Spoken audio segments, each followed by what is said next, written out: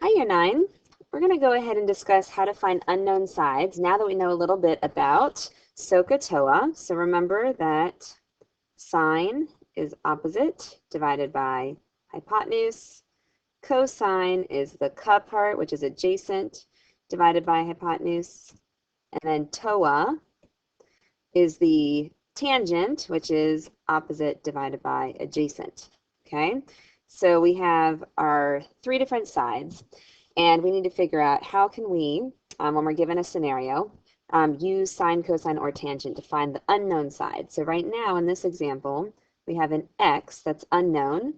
We have 30 degrees in one corner, and then we have a 3 as the length of one side. So that 3 could be kilometers, it could be centimeters, whatever it is. They've basically given us just a length of the side. So we have one angle and one length. All right. First thing we want to do is locate the angle that we are given. So the only angle that we're given besides the 90-degree one is this corner, the 30 degree. So locate the angle. We have it. Label the sides as hypotenuse, opposite, or adjacent based on that angle. So from this angle, this x is going to be opposite, and the 3, because it's across from the corner, the 90-degree corner, this is of course going to be our hypotenuse. So we actually don't have an adjacent side given to us in this example. But we know that the unknown is the opposite and the 3 is our hypotenuse. So now we want to identify the trig ratio that we want to use. If we have opposite and hypotenuse, we are going to be looking at using sine. So I'm going to go ahead and write out my formula, which is sine theta equals opposite divided by hypotenuse. So now I'm just going to substitute in. So it says write out our equation. So let's go ahead and substitute in what we have. And we have sine of 30 degrees is equal to our opposite side, which is x, divided by hypotenuse, which is 3. So now that we've substituted in, we basically have an equation that we need to solve for x. So I'm going to switch my color to red because I want to solve for x. So in order to solve, this is when we think of, okay, anytime we're solving, we use our arrows and we think, how do we undo what's happening to x? So right now, it might help us if we just rewrite, because we always like to have our x on the left-hand side. So if it's not on the left-hand side, that's okay. We could rewrite it as x divided by 3 is equal to sine of 30 degrees. All right? So now that we have that done, I can think, well, x is being divided by 3, so I'm going to multiply by 3 in order to get rid of the x, or of the 3, excuse me. So that gives me x alone, but that means I have to multiply 3 by sine of 30. So the way that we're going to do this, because we have to use our calculator on these questions, I'm going to write 3 times sine of 30 degrees.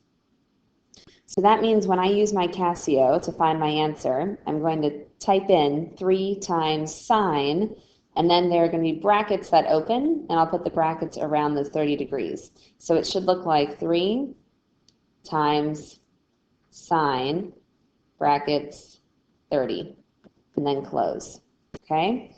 We also have to make sure that our calculator is in degree mode. So I will show you guys how to make sure of that when we get to class. But your calculator must be in degree mode because we are working with degrees. And our answer for x should come out to be 1.5. So if we go back up to our picture, 1.5 is this side right here. So basically we found the length of the side that was opposite to 30 degrees, right? So again, just thinking back through those steps, we have to identify opposite, adjacent, or hypotenuse so we can see which of the sine, cosine, or tangent we're going to use, set up our equation, substitute, and then solve. Let's try one more example. So here we're still finding the unknown side. However, this time our 30 degrees is up in this corner, and our x is here, and our 5 is here. So locate the angle. That's our 30 degree mark. We've got it. Label the sides as hypotenuse, opposite, or adjacent. So from this angle, if I'm standing here in this corner, then that means that this x is still going to be the hypotenuse, and that's because it's across from the 90 degrees. And this side is going to be my adjacent because it's directly next to the 30 degree. Okay, it's helping to make that 30-degree angle. So we have a hypotenuse and we have an adjacent. So let's go back and look. When we have, hypotenuse and we have an adjacent, we are using cosine because cosine is equal to adjacent divided by hypotenuse. So let's go ahead and write that out. Cosine of our angle, theta, is equal to adjacent divided by hypotenuse. So now I can substitute in everything that I need to know. So cosine of 30 degrees is equal to, my adjacent side is 5, divided by my hypotenuse, which is x. All right? So this question is a little bit different because you'll notice that our x is in the denominator. If our x is in the denominator, we still will solve the same way. However, we can't just multiply out by x and solve our problem, just like we did in the other question. We do want to get rid of our denominator. However, our x is our denominator. So if you guys look back at the last question, we had a denominator as well, except 3 was our denominator. So it was easy just to multiply out by 3. So what happens when you guys have an x in the denominator is I have to multiply out by x.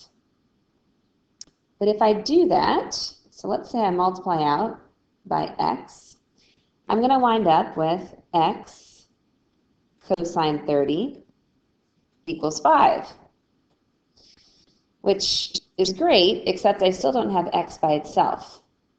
So what I'll end up having to do is divide by my cosine of 30.